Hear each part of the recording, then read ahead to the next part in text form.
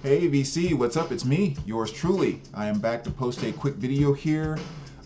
Just a quick video request, actually. I've had someone who's watched my videos for a little while now and have made this request a few times. And I had a quick little break that I was taking and just kind of thought, let me just shoot the video really quick. And it was basically sharing my Grace Jones collection. So that's what I'm going to do for about the next 9 or 10 minutes here really quick. I won't go into a lot of detail about each individual album just because it's really kind of hard to define Grace anyway.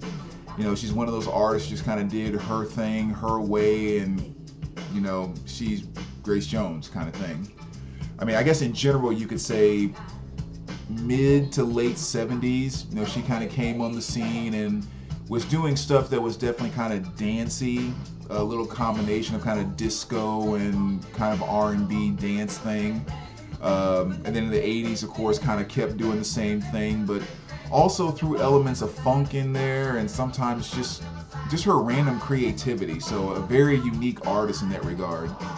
And one of the things I think I admire the most about Grace Jones is, I mean, her music, of course, is great, or I wouldn't have all the stuff that I have.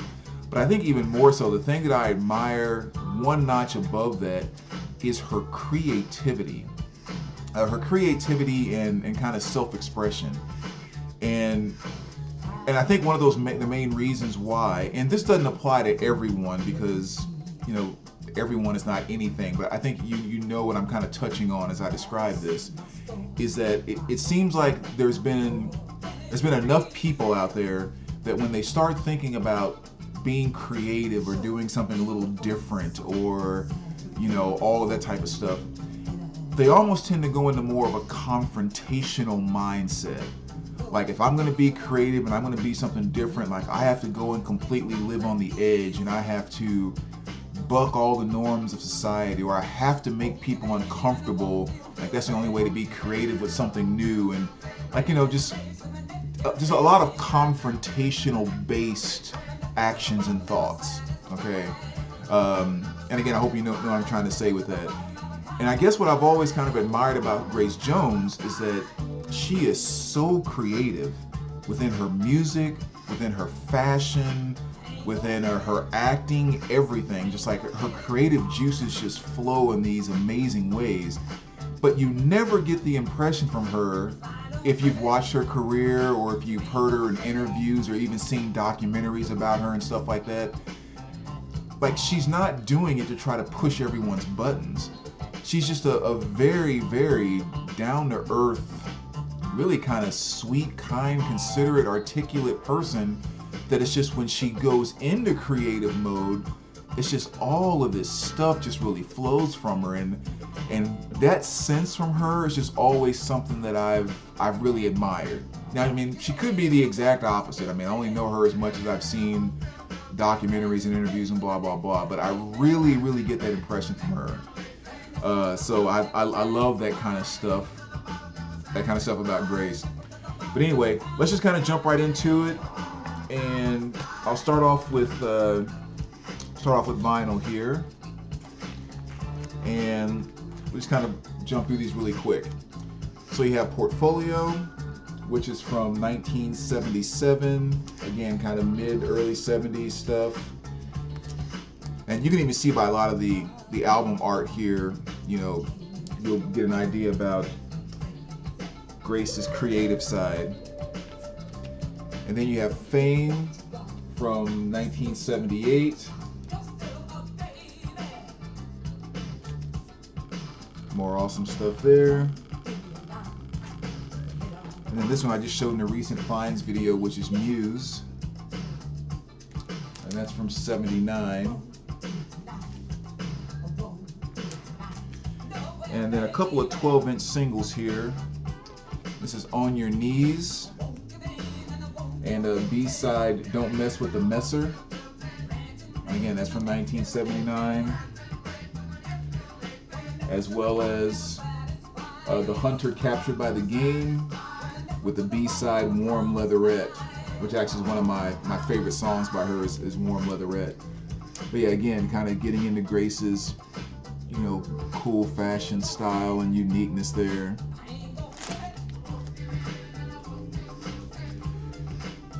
And then this is one version of Warm Leatherette.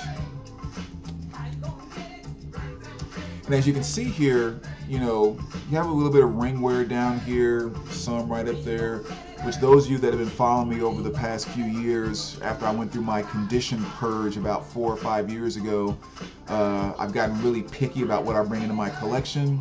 And typically something like this wouldn't, again, most people might not see that as being significant, but wouldn't make its way into my collection or be something that I would accept in my collection. But when it comes to this Grace stuff, her stuff is just so hard to find. And it's not like it's expensive. I mean, most albums you'll find at the $10 mark, $12 mark, that type of thing. So it's never a, you know, any of her stuff is just so expensive. It's just, number one, hard to find, but even more so, finding it in excellent to near mint condition is just like constantly searching for a grail, like all the time with her stuff. Like that's just the level of how often you come across it. So even when I get something like this, I'm like, sorry, trying to keep the glare out of there. I'm like, screw it, I just have to pick it up and I'm gonna hold on to it until something better comes along.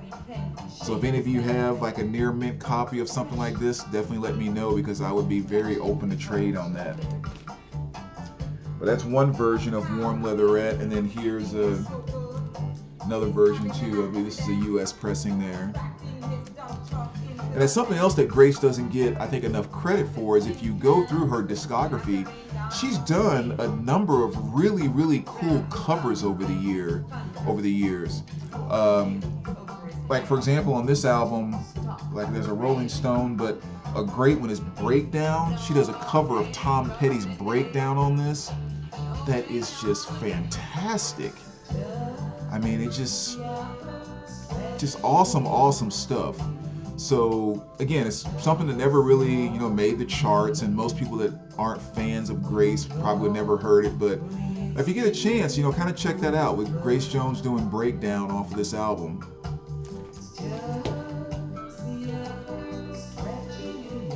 Then you got one of my favorite covers here, which is Night Clubbing. This is 81, so kind of some early 80s Grace there. Again, just really cool stuff.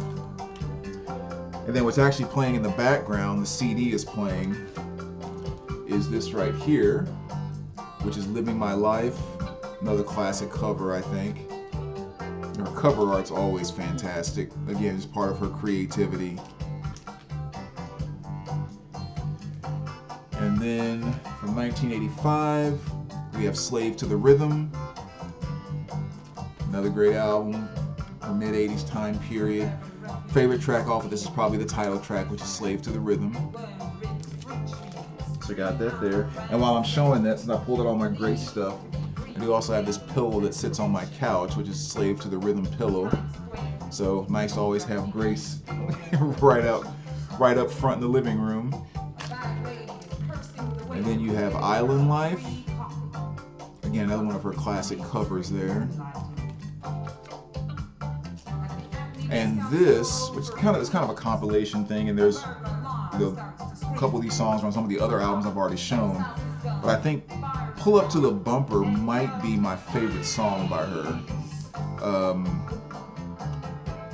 Yeah, again, just throwing some tracks out there to check out. Slave to the Rhythm, Pull Up to the Bumper is definitely one.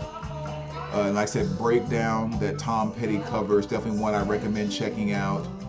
And then I also recommend checking out, off of this album, which is Inside Story, the song I'm Not Perfect, But I'm Perfect for You.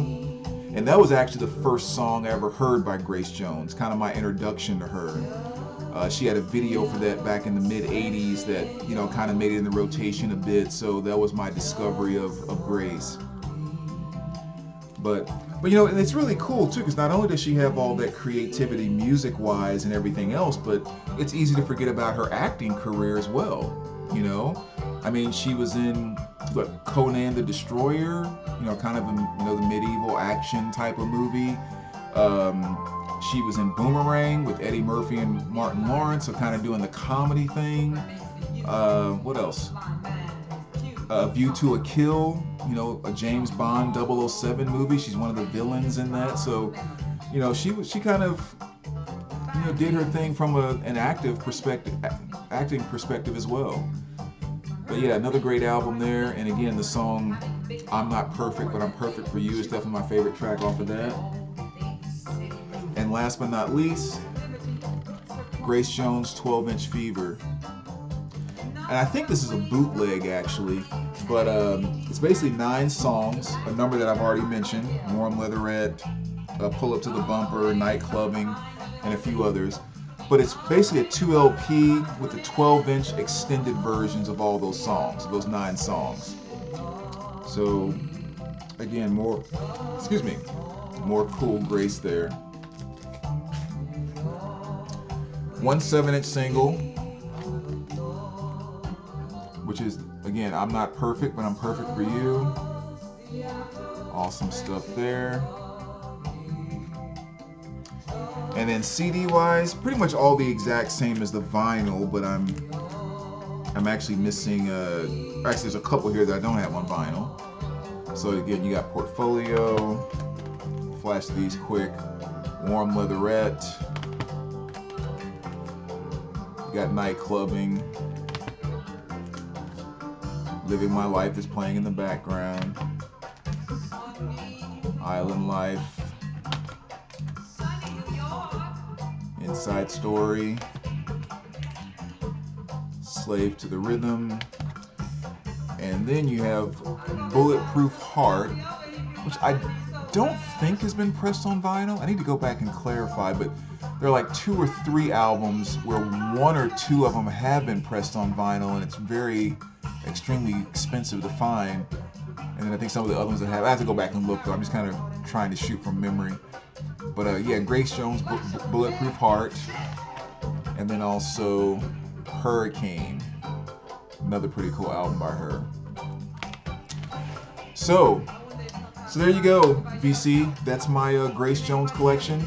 Glad I got a chance to finally kind of share that. And as always, let me know what you think. Let me know what else you'd like to see. I'll try to make an effort to get around to things. And we will talk to you soon. All right, take care, guys.